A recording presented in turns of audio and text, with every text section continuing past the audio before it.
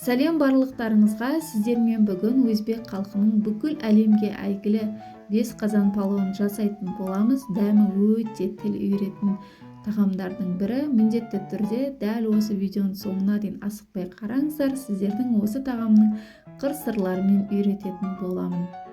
Ең алдымен қазанымызға майымызды құйып аламыз. Мен қазір бір кесе сұйық майымызды құйдым және жарты кесе зығыр майын құйдым. Майымызды қатты қыздырып аламыз және оның үстіне 2 бас үлкен пиязымызды турап салып, жақсылап қызарғанға дейін қуырып алатын боламыз. Пиязымыз жақсылап қызарып қуырылуы керек. Сол кезде біздің тағамымыз өте дәмді болып шығады. Міне дәл видеода көрсеткендей етіп қуырып алыңыздар қатты отта. Енді оның үстіне етімізді саламыз. Менде қазір етін маринадталған ет. Енді етімізді баяу отта жақсылап қызарғанға дейін қуырып аламыз. Міне біздің етіміз қуырылып шықты. Дәл осы кезде тұз салуды ұмытпаңыздар. Сол кезде сіздердің еттеріңіз өте дәмді болып шығады. Қуырылған етіміздің үстіне туралған сәбізімізді саламыз және қозғамаймыз бірінші кезде.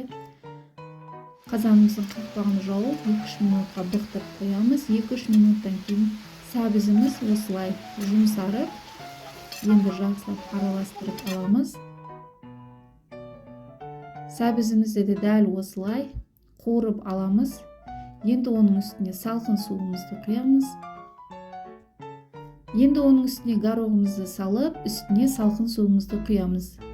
Қайнап тұрған су құймаймыз. Бірінші кезеңде осылай салқын суымызды құйып аламыз және қақпағын жауып 10 минуттай қайнатып алатын боламыз. Біздің етіміз 10 минут қайнады. Енді оның үстіне қайнап тұрған су құямыз. Дәміне қарай тұзымызды саламыз және зира саламыз. Міндетті түрде зира салыңыздар. Осы тағамның дәмін ерекше ететін осы зира. Мен біраз қасық зира салдым. Дәміне қарай осы кезде тұздарын көріп аласыздар. Енді жуылған күрішімізді саламыз. Менде қазір күріш, лазер күріші. Осылай күрішімізді салып, бетін тегістеп аламыз. Бізде суымыз күріштен өте қатты көтеріліп тұруының қажеті жоқ. Азғантай ғана көтеріліп тұрса ғана болды. Енді қатты отта 5 минут қайнатамыз. Міне бізде 5 минут қайнады. Суы жақсылап тартылды. Енді жай ғана күрішіміздің бетін осылай аударып аламыз. Астыңғы жағына тиіспейміз тамағымыздың. Осылай беткі бөлігін осылай біркелкетіп аударып аламыз және отымызды баяу етіп 10 минутқа қалдырамыз. Осы кезде сарымсақ салсаңыздар да болады, егер де ұнатсаңыздар. Дәл ортасына осылай бір бас сарымсағымызды саламыз. Баяу отта 10 минутқа қалдыратын боламыз. Қақпағын жауып қалдырамыз 10 минутқа. 10 минуттан кейін қазанымызды ашып, осылай күрішіміздің шеттерін қайтарып, барлығын ортаға жинаймыз. Ешқандай бетін аудармаймыз. Дәл осылай видеода көрсеткендей етіп жасаңыздар.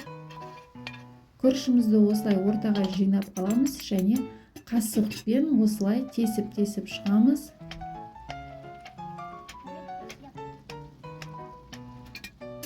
Енді баяу отта 30 минутқа қалдыратын боламыз.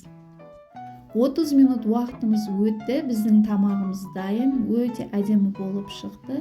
Енді күрішіміздің барлығын осылай біркелкетіп араластырып аламыз.